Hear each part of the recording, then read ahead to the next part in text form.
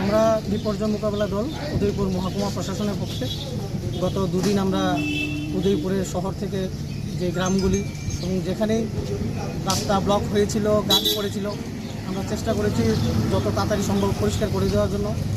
গতকালকেও টেপানিয়া ব্লকের অন্তর্গত একটা দিনের বেলা একটা রাতের বেলা আমরা পরিষ্কার করি। তো আজকে সকালবেলা জগন্নাথদিঘির পশ্চিম পাড় পেছনটা দেখা যাচ্ছে, এখানে রোড ব্লক ছিল।